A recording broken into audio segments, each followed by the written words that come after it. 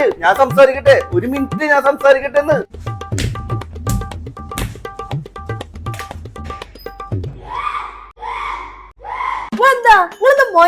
അയാള് മൊയന്താണ്, എന്നാ മാത്രം ടാർഗറ്റ് ചെയ്ത് പണിഷ്മെന്റ് ഒക്കെ തന്നു. പക്ഷെ ഈ ആഴ്ചത്തെ കണ്ടന്റ് എനിക്ക് അയാൾ കുറെ തന്നു.